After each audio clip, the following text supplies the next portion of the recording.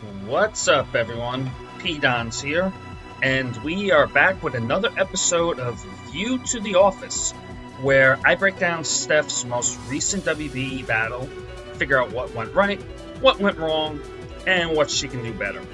And we've got a juicy one for this week. Steph ended up playing the 8thHawluchas, run by Jack from NerdOut, and she was able to grab her first win of the season in this match. So she's excited, I'm excited, let's get into this.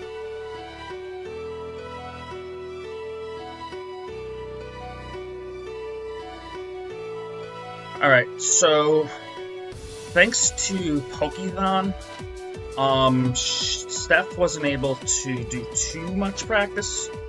We ended up getting enough in to have a cognizant game plan, I guess. But we weren't able to really practice heavy, really dive deep into the matchup, and Steph had enough time to record a team builder. So what I'm going to do is I think I'm just going to break down the team a little bit.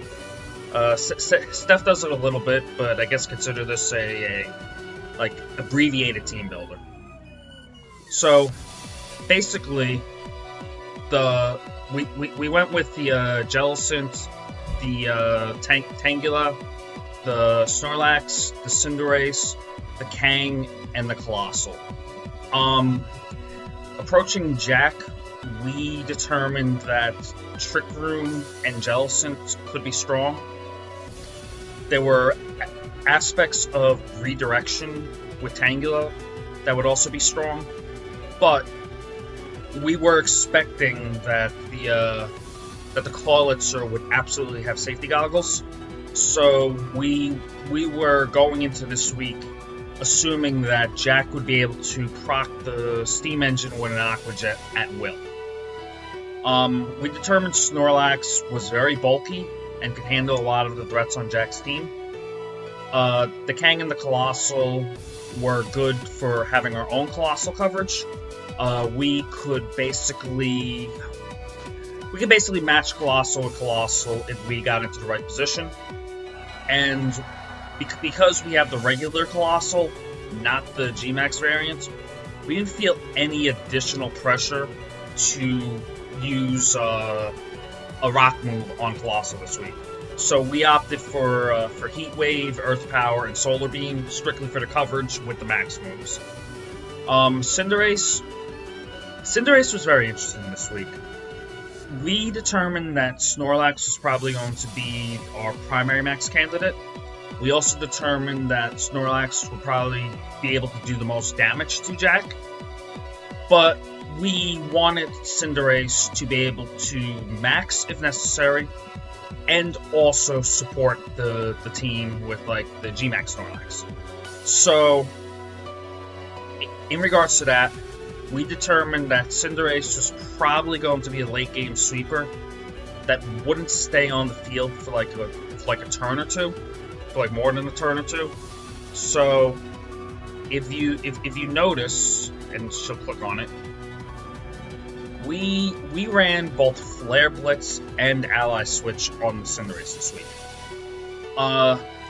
With the Flare Blitz, based on the way that Cinderace was going to come in, we kind of figured that the 10% chance to miss on Pyro Ball this week was worse than the recoil that we would be taking from the Flare Blitz.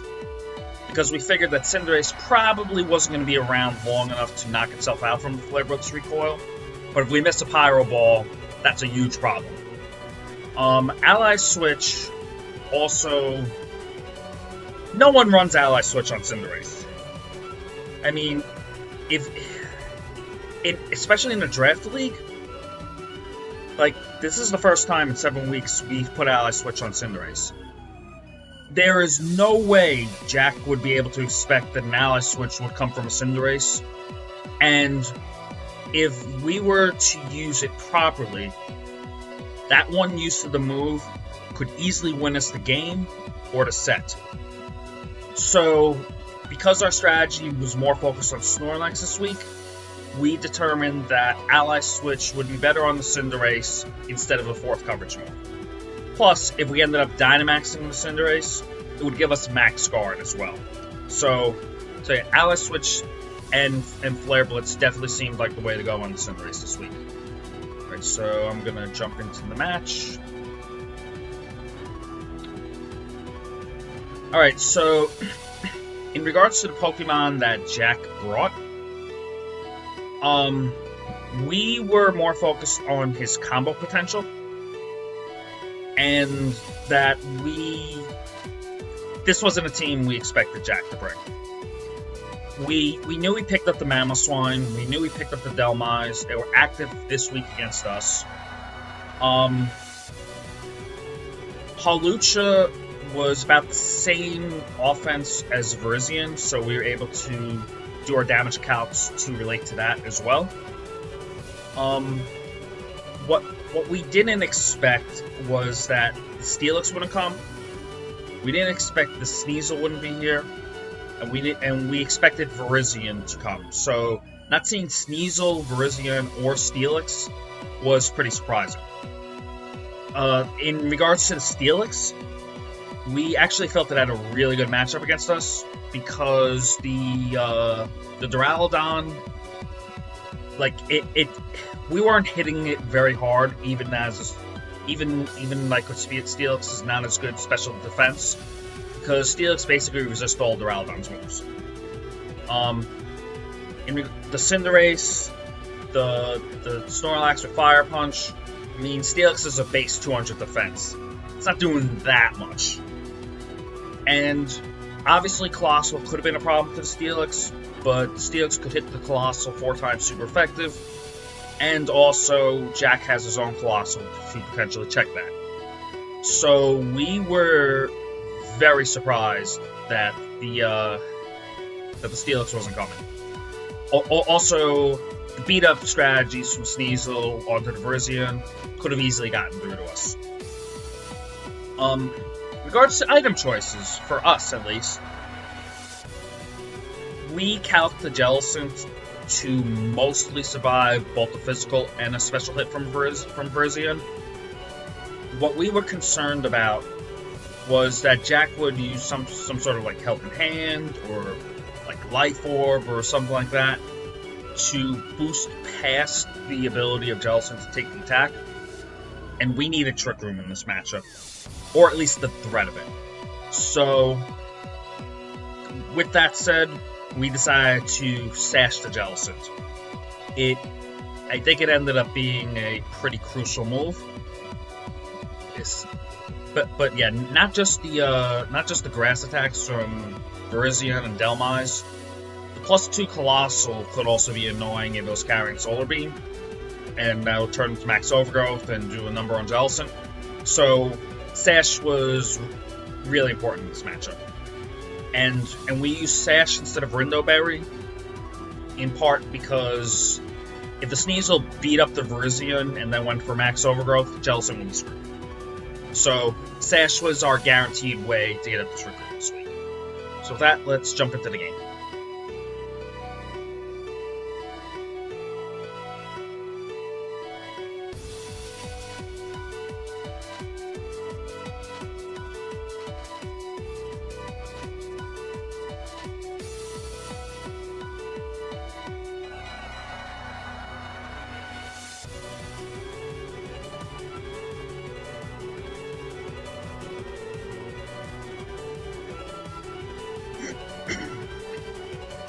Yeah, so this is basically what we practiced. So we were not bringing Colossal King in Game 1.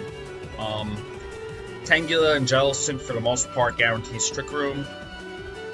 And we have Snorlax in the back. And that will help us to set up a early to mid-game Sweep Jack. And if necessary, Cinderace can come in and finish off things late game.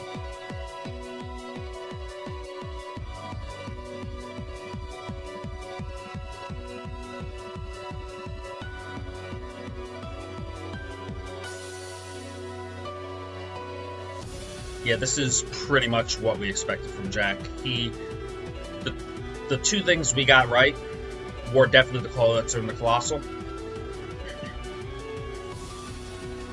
We EV Tangula with 68 special attack EVs minus nature. That guarantees the KO on a non-assault vest, 252 HP, 4 special defense Clawletzer. It's like 100 to like 119% damage rolls or something. So by going for the Leaf Storm on the Clawletzer, Steph, assuming she hits it, basically guarantees a KO. Jack would have to be Assault Vest to survive this, but we were expecting safety goggles the whole time, and that proves probably that. Well, you don't know for sure because there was a crit, but everything we thought showed that it was probably going to be safety goggles calls. So that play was the right play from Steph, and we get the Trick Room up. Heat Wave miss was a little unfortunate for Jack, but the Eviolite Tangula is able to survive that Heat Wave.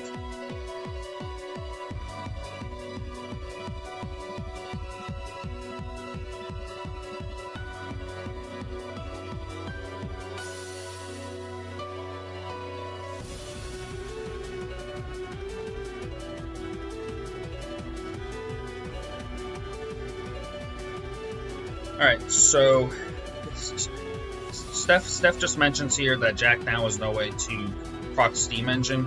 That's not entirely true, because we can do it, but it's important that basically we took the control of Steam Engine and Weakness Policy out of Jack's hands, and it'll be procced on our terms now.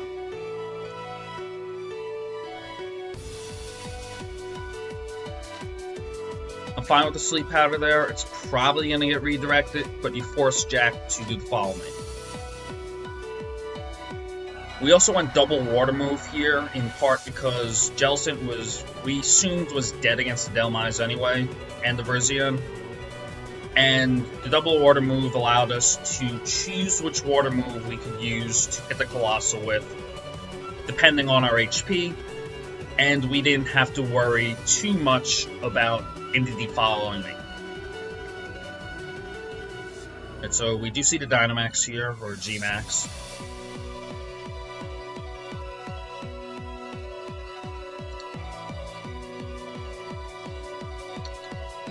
Follow me is expected. Vocal's expected.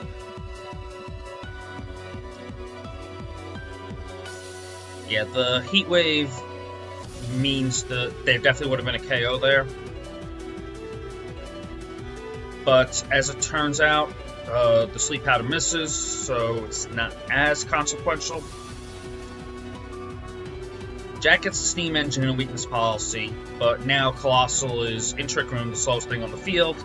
It's already moved, and Jellicent can potentially KO it next turn. Alright, so the Heat Wave miss is the reason Tangela is still alive, which is definitely annoying for Jack, but I think it helps him a little bit here because it doesn't let us get the Snorlax out in Trick Room to immediately abuse it. So our positioning could be better here, but we still have a Jellicent that threatens down a Colossal with 2 spread moves, and NDD can't really redirect them. With that said, I don't like the Strength Sap there. The NDD could probably go for Expanding Force. And yeah, the Rage Powder I don't like there either, to be honest. I would have gone Sleep Powder and Surf. Actually, Sleep Powder and Water Spout. By doing that, you potentially put the NDD to sleep. You threaten to KO the Colossal still. And you either have Redirection still. No, you actually won't because of the Volcalith, so Snorlax comes in anyway. But you potentially have a sleeping NDD and the Colossal's threatened with the KO. So Rage Powder with Expanding Force going on, it's probably not the best thing there. And as Colossal showed it was a special attack with the Heat Wave, Strike Zap wasn't the best move. Steph needs to maximize the Trick Room turns and to make sure she exerts offensive pressure on the Colossal.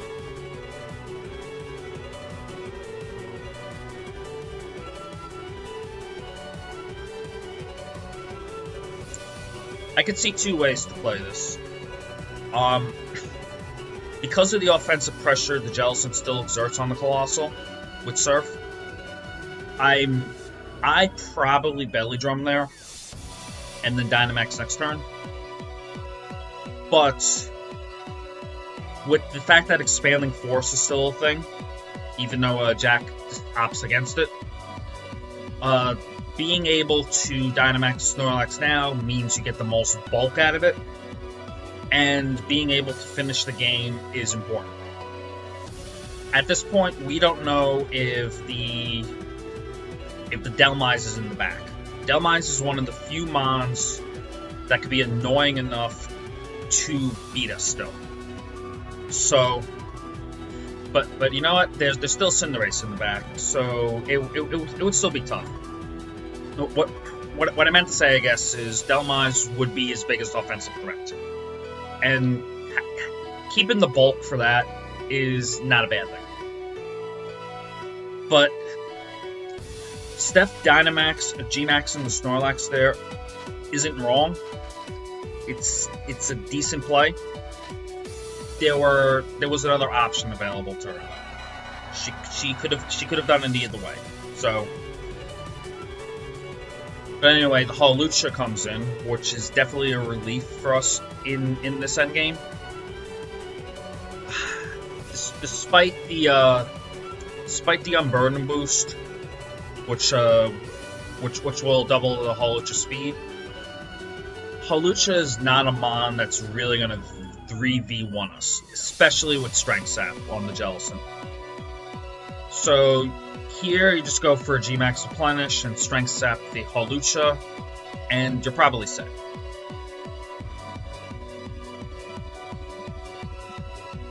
If you're a little concerned about the end of these bulk, you could also go Surf. Alright, follow Me goes off, to be expected.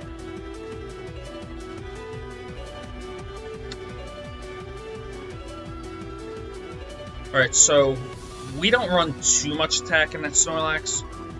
The fact that the Replenish KO there leads me to believe that the NDD might not be as bulky as it could be.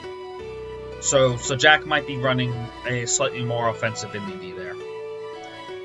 It's something that if I was playing the set in game, I would probably damage calc.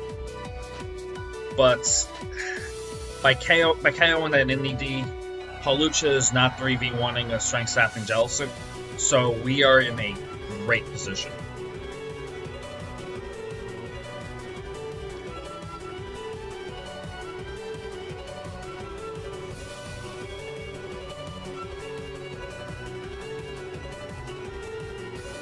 Here I would have continued to Strength Sap, because I guess the Hawlucha can knock out the Snorlax with a close combat crit, and you want to get into a position where if the absolute worst happens, Jellicent can still potentially win this game.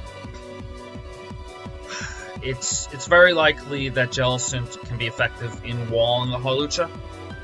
Plus, you're repowering up your Water Spout, so I think a Strength Sap is better there. But at the same time, this kind of damage is able to help Steph close this game out. Especially with the Hawlucha dropping its defenses. The Water Spout hits and the Replenish hits even harder. Hawlucha goes down. We get a berry back for our troubles, and Steph wins game 1.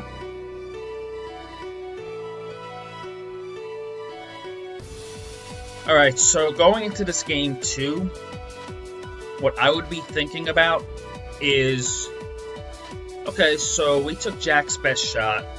We were able to deal with him. We saw the Clawlitz or Colossal that we focused on in our prep. How is Jack going to adjust to this? And do we need to do any adjustments of our own to get ahead of him?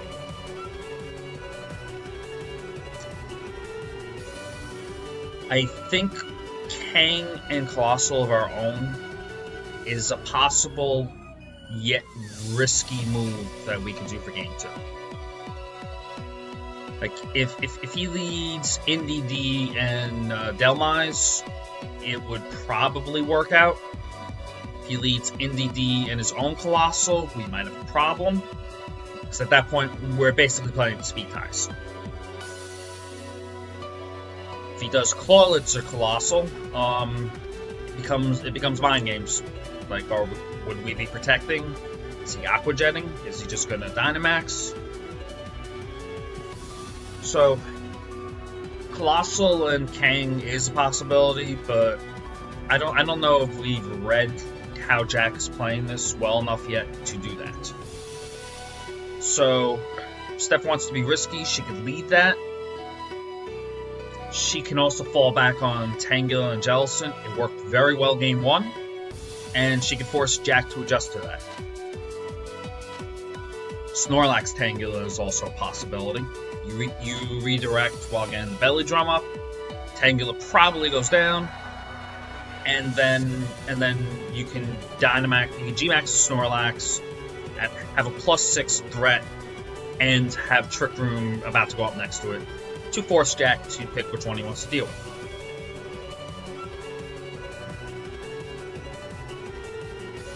Seems Steph will not be changing anything. Which, you know what, it's justifiable. We played well enough to beat Jack pretty handily. Heat Wave miss might have even helped him a little more than it hurt him. So, you know what? Go for it, Steph.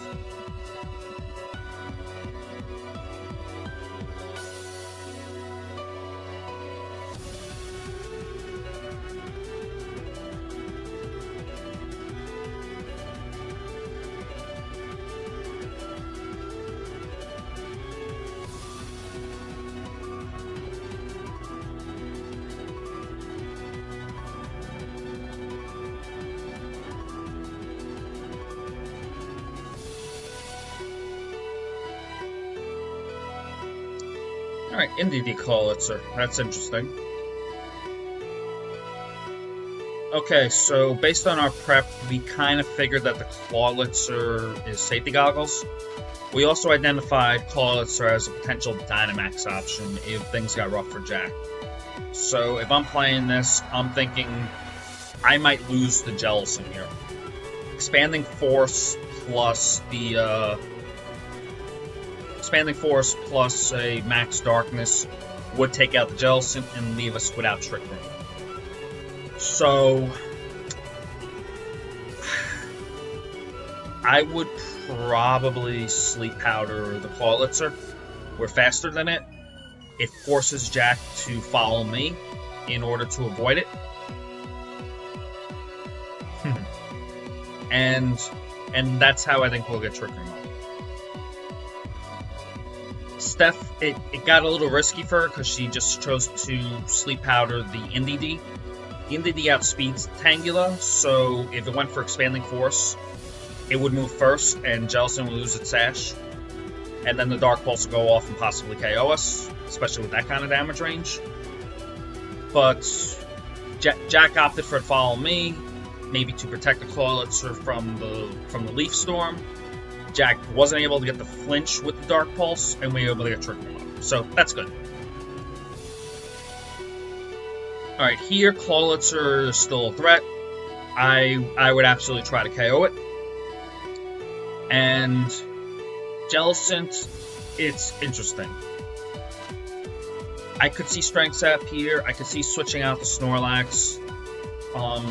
It depends on how we value Jellicent for the late game.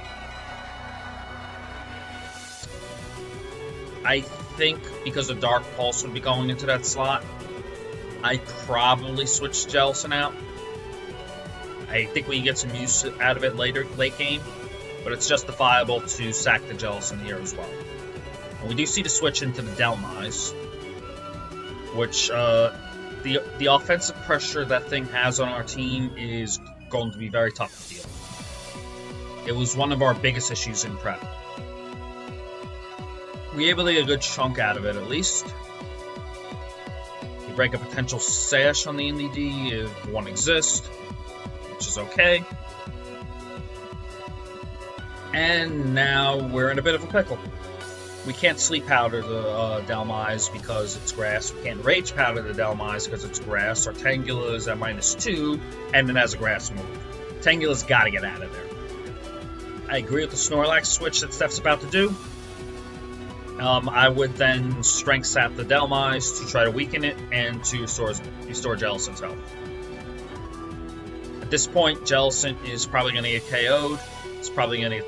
So Steph's best play is to essentially sack it while trying to get strength sap off, just in case. NDD stays asleep. Was probably going for follow me in that case. Alright, so that's actually huge. It's not even so much the it's not even so much that the Jellicent is getting KO'd. It's the fact that it was specifically attacked with Poltergeist. If you see, we did not want to show that Focus Sash until we absolutely had to. And unfortunately, getting hit by the Poltergeist means that our item is shown and our own sash kills us, and that's something Jack could take away for game 3. I wish he got Steelworker, like Anchor Shot Steelworker. I wish it was a Power Whip or a Seed Bomb into the Jellicent. Poltergeist has like a 10% chance to miss if I remember correctly, so it wouldn't be the most guaranteed way to get rid of the Jellicent. But by landing it, Jack is able to get that information, and we will have to adjust for game 3 if it gets there.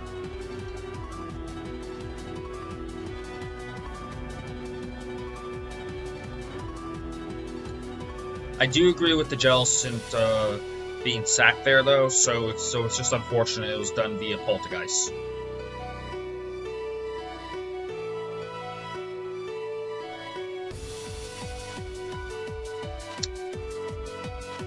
Here you have a Dhelmise on the field.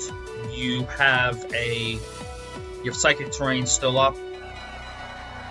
Tangela's not doing anything. I do go into the Cinderace here. Absolutely.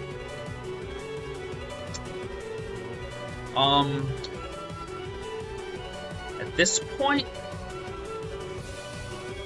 it's tough.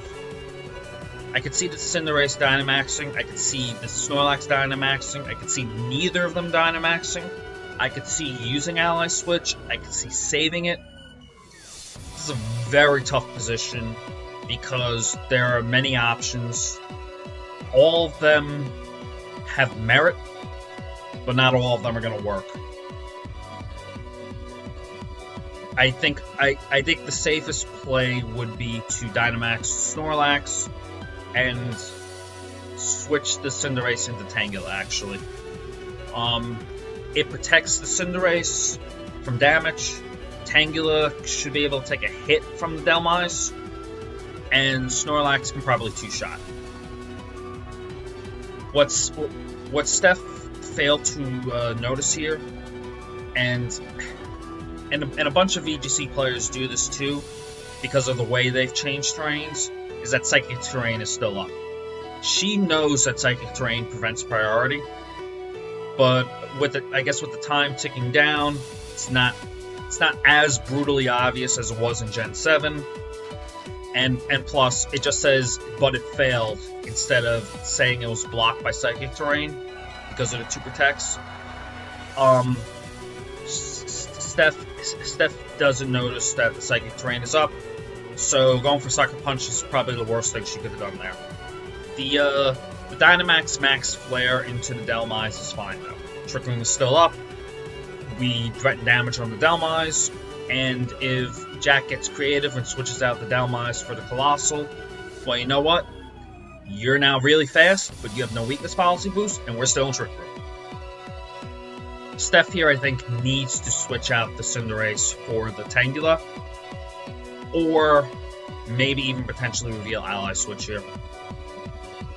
Life Orb Poltergeist is definitely KOing Cinderace. Cinderace, it's not frail, it's not exactly the most bulky thing, and Stab, Life Orb, Poltergeist from a Delmise, that's gonna hurt.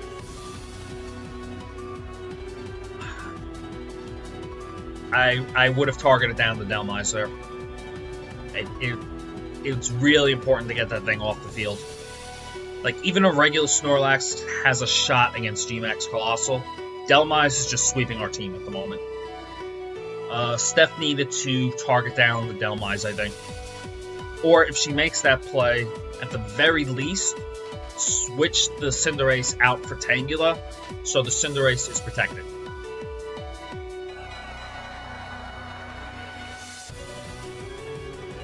The Clawlitzer is weak, the Delmise is weak. We can potentially pick up a double KO here. So it's a pretty straightforward turn, I think. Just have Tangela KO the Clawlitzer and have a Snorlax KO the Delmise.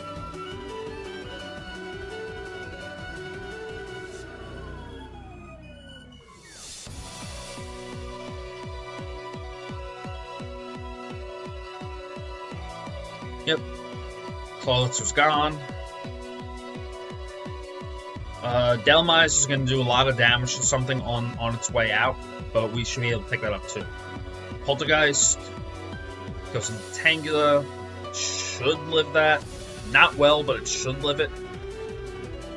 Alright, it's actually a 3-shot, which is good.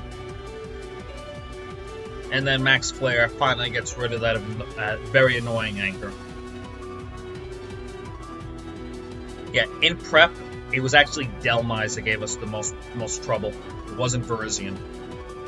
Obviously, the offensive pressure of Virizion after a beat up is huge, but Delmise was a mon that we could just throw out and it could do things. So we were looking at scenarios where both Virizion and Delmise even came. So it's a tough mon for us to deal with. Right, our Dynamax ends. Unfortunately, Jack still has his. Expanding Force is probably picking up the KO here. We are not Chlorophyll, so we are not going to outrun the Colossal or the NDD to do a Sleep Powder. Best thing we can do here is call the G-Max going up and Rage Powder the potential Volcalith away, while hoping to survive a Expanding Force.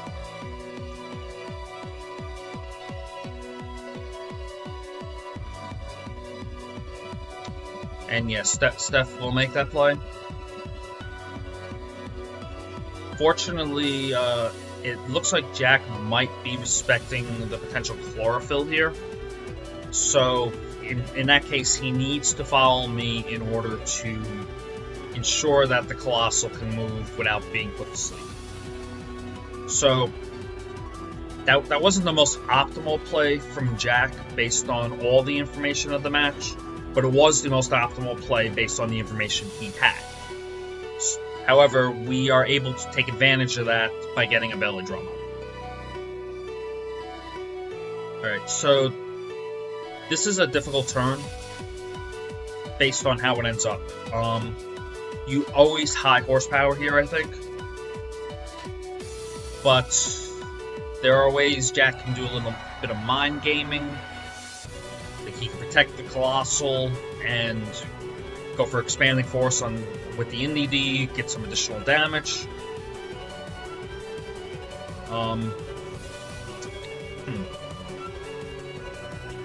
Yeah, this just comes down to, is Snorlax going to be able to take 2 hits and get 2 KOs? Jack here actually goes for the protect and follow me. I've watched this back a few times and I'm still not sure about it. Unfortunately, the 5% chance of missing high horsepower happens here. Had that hit, we're at 95% to win this game. Unfortunately, it missed, so now we're going to have to take the expanding force and the Volcolith. And probably a third attack as well. Had we used Earthquake instead of high horsepower, it's very possible we just win this right here. But at the same time, we don't have a flying type on our team anymore since we traded Colossal for Duraludon. So we have no real way to mitigate Earthquake damage if we end up in a situation where Snorlax has to Earthquake our own partner.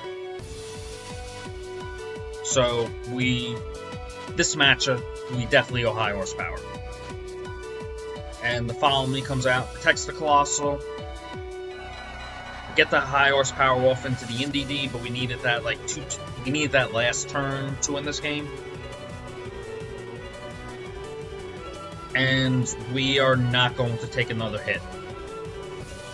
If Jack wanted to, he could even max guard here, and the Volcolith would finish us off. So Steph goes for the high horsepower. She can still win if Jack screws up somehow. But Volcolith's going to easily finish off the Snorlax, and Jack's going to take Game 2.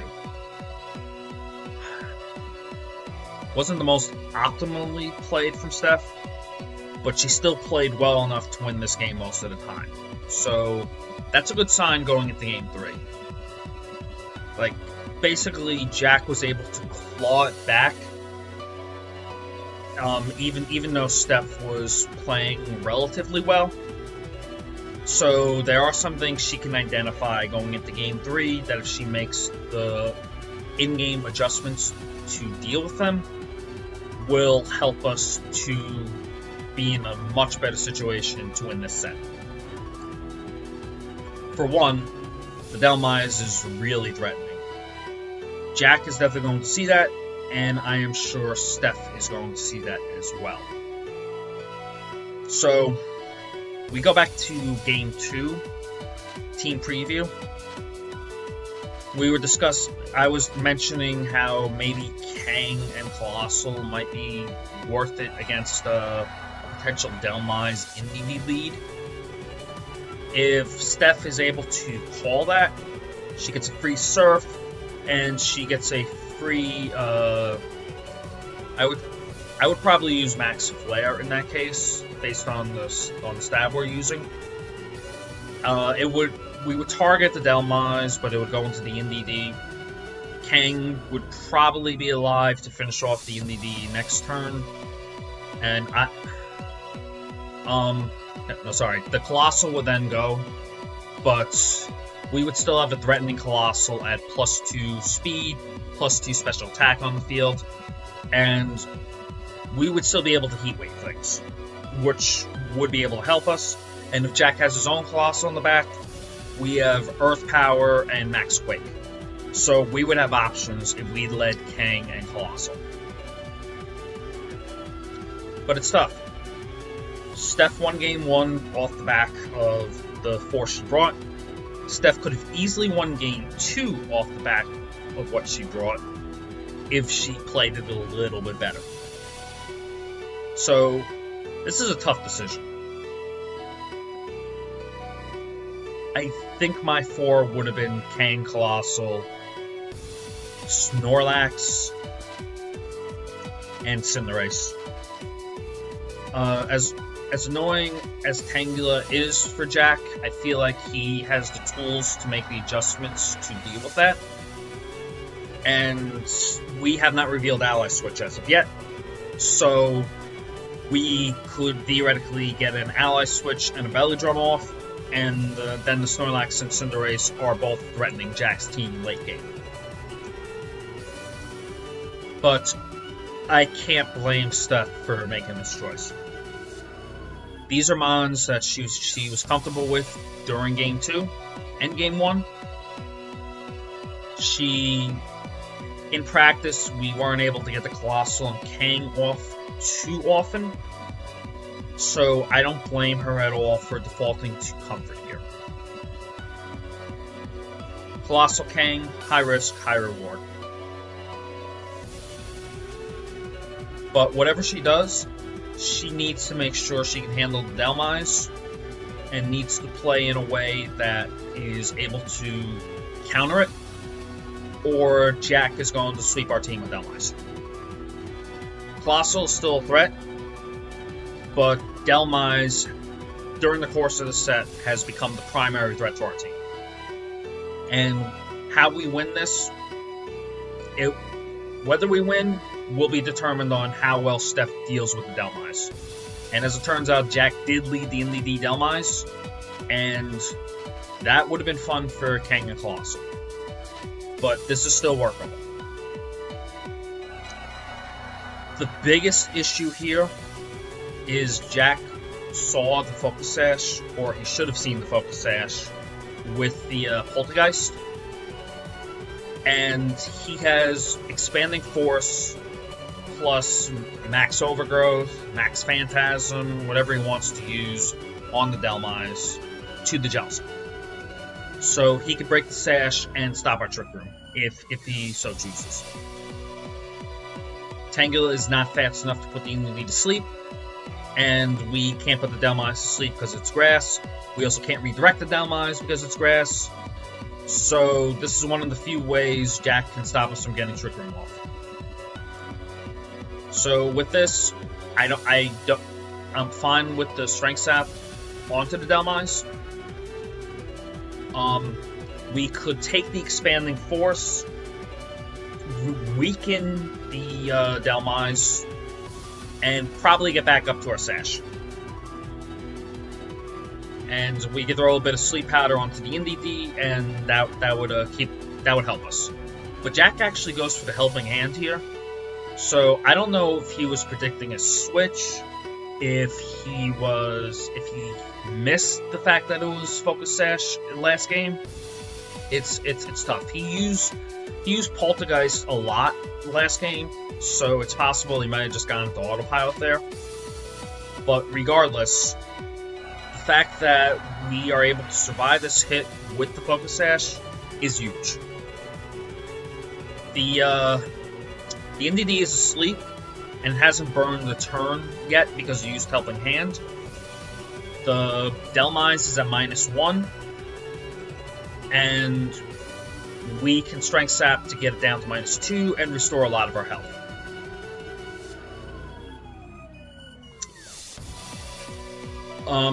At this point, there are two schools here.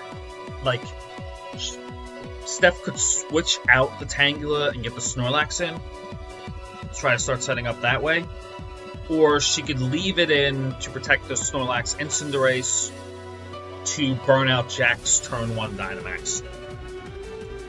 The Jellicent here always Strength Saps the Dhelmise. You're basically getting Intimidate off on it. The one thing where you wouldn't, Steph was able to. Basically, my head my mouth was going a little bit faster than my head, I guess. What I was gonna say too is that Jack could max guard there, and that is something Steph could call. Like, if the Dhelmise knocks out one of these guys, we get the offensive threat in, and he hasn't burned Turn to Sleep on the NDD yet, so his redirection is not guaranteed. So, Jellicent's able to get a little bit of health back. We've burned 2 turns of Dynamax. So, at this point, we definitely Strength Sap into Dhelmise, get a double Intimidated, and get us back to close, if not full health. NDD fortunately stays asleep, can't redirect the Strength Sap. Dhelmise goes down to -2. And we go all the way back up to full. Now, Steph actually mentioned that, like, we got our Focus Sash back. this is something that doesn't come up too often in VGC, but I imagine, especially with moves like Poltergeist showing up now, it might happen a little bit more. When the Focus Sash is activated, it's used up, it's consumed, it's gone. It's so getting up back to full health after dropping down from 1 HP means we could still be one-shotted. There will be no Sash to proc again. But you know what? It's a mechanic that I don't think in all the time I've been playing VGC I've ever had happen to me, where I've gone down to 1 HP, I've healed back to full, and have been one-shotted.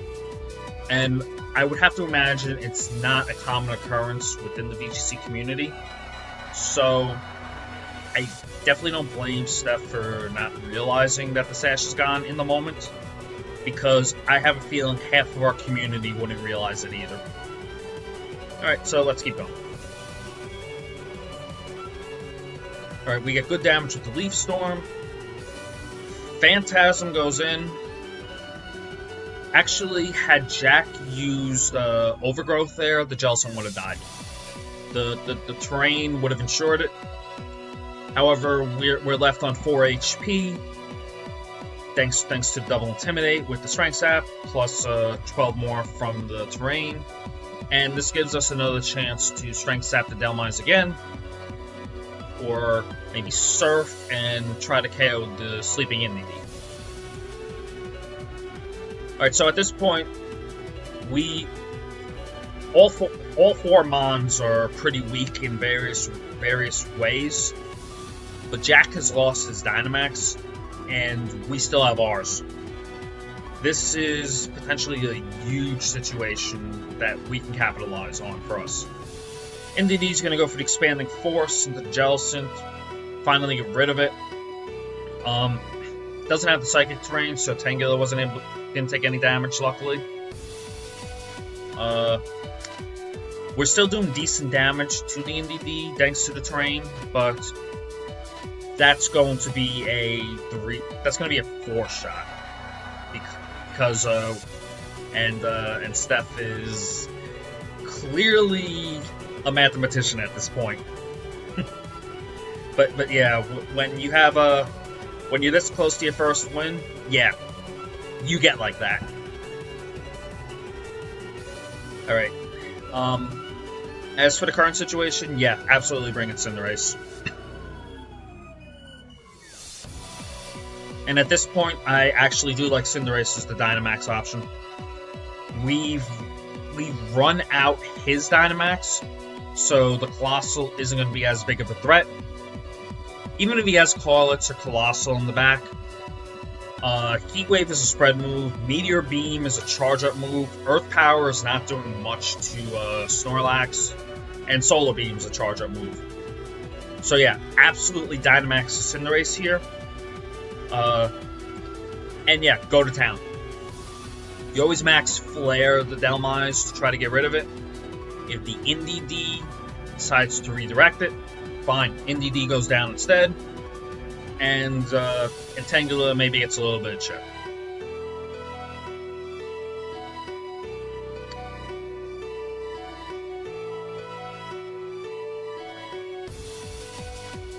Helping Hand, try to get back some of that -2 attack. Max Flare, though, goes into the Anchor and incinerates it. So Steph was able to neutralize Jack's biggest threat this game very well, and was able to strike the finishing blow. That's what we want to see. Sleep Powder is excellent. With the Helping Hand, the NDD doesn't take a turn of sleep just yet, so it's guaranteed to be asleep this turn. Meaning, whatever comes in, Cinderace gets a free shot at.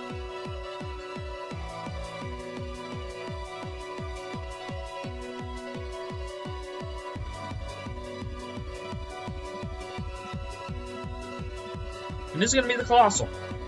Okay. Alright, so in the Sun, I believe the Heat Wave KOs the Tangela.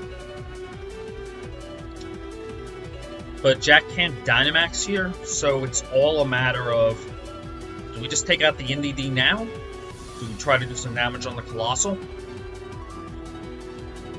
I would probably just Leaf Storm the NDD, knowing I'm gonna die here, and Max Darkness the Colossal. NDD's not doing much. You turn into a Dark type, so you wall the NDD anyway, and you get damage on the Colossal.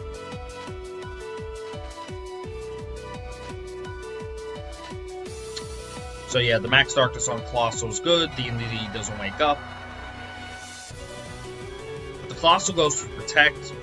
I guess Jack is trying to stall out our own Dynamax.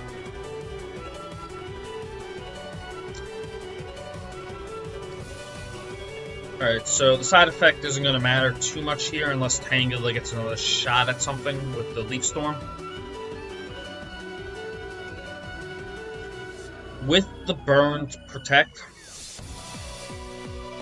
and the fact that we have a wall of a Pokemon in the back, and the Anchor is gone, I actually could serve Tangela here and switch it out. So yeah, this is actually good.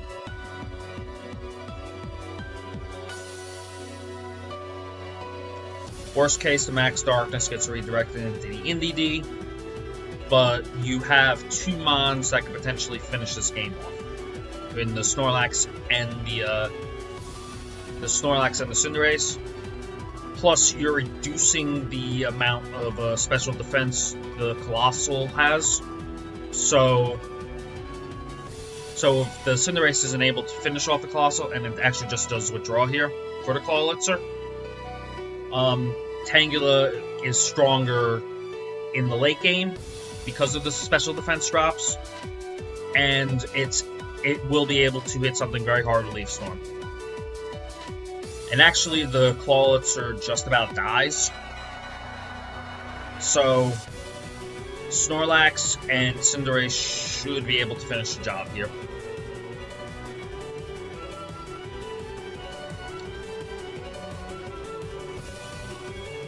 Right, so the only thing that could really go wrong here is a Follow Me followed by Water Pulse Confusions.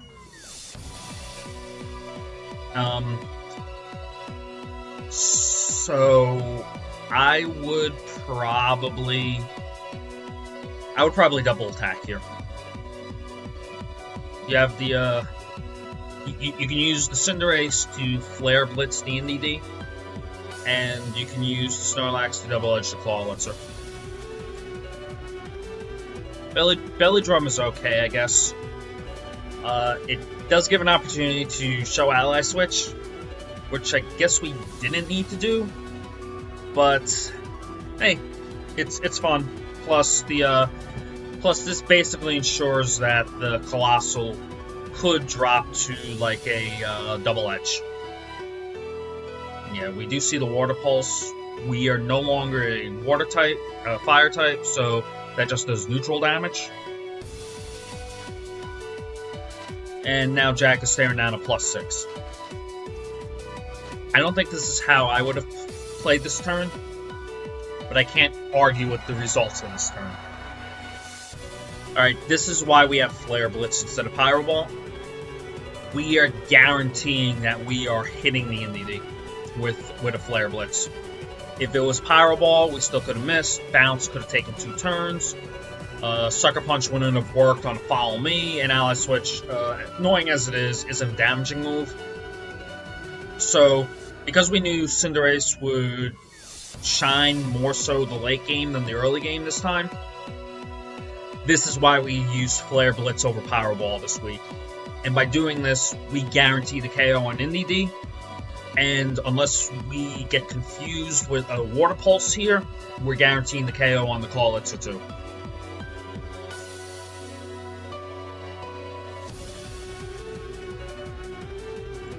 Flare Blitz KOs the NDD. It's great.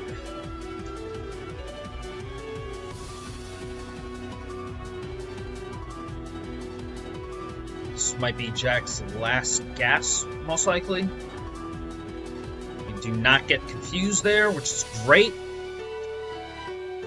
And the Clawitzer goes down. Beautiful.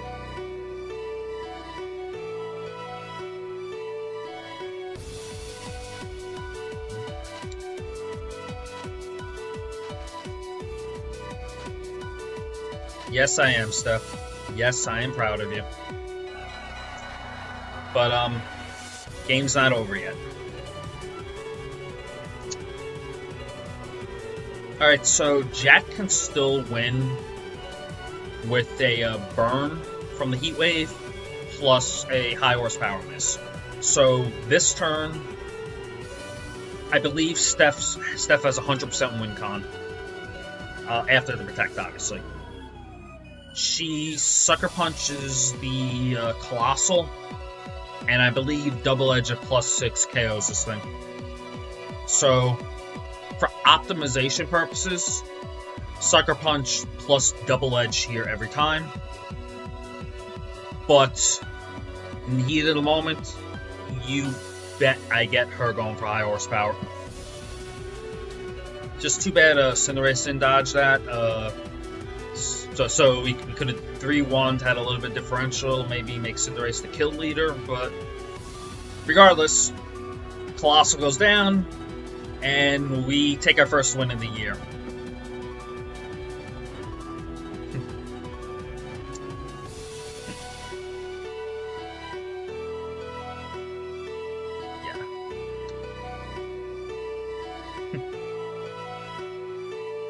Yes, so basically, there's a lot of stuff you guys don't see when you're in the front office. You don't see the practice, you don't see the Therian, you don't see the sheer amount of effort that is put in. Like, Steph never was an 0-6 player in this league, even though her record was 0-6. There are universes where her play actually was 3-3.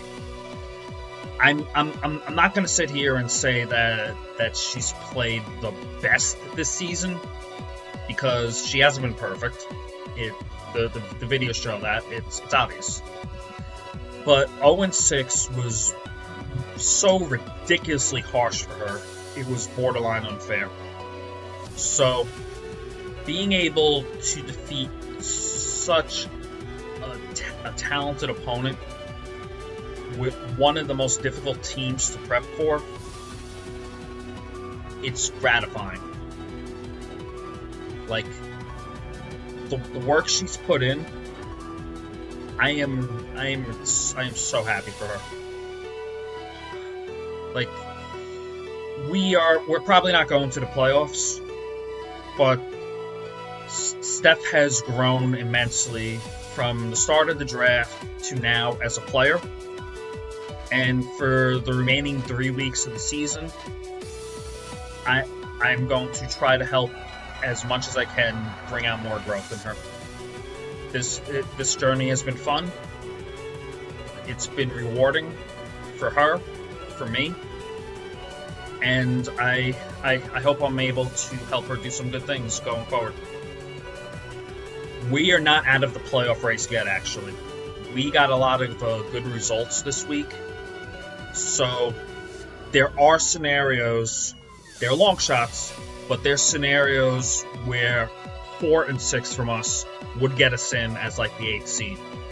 So until we're officially out, I will be pushing as hard as I can for her to play well enough to get in, and I and Pangy, who recently joined us, we'll be doing what we can to basically make Steph the best she can be.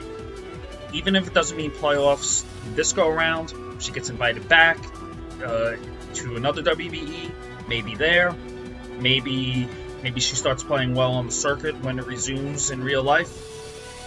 But yeah, there's still a lot to be done, but I'm very happy to be on this journey, and seeing this result was gratifying. And yeah, I am very happy for Steph. So with that, this is P Dons, and I'll see you guys later.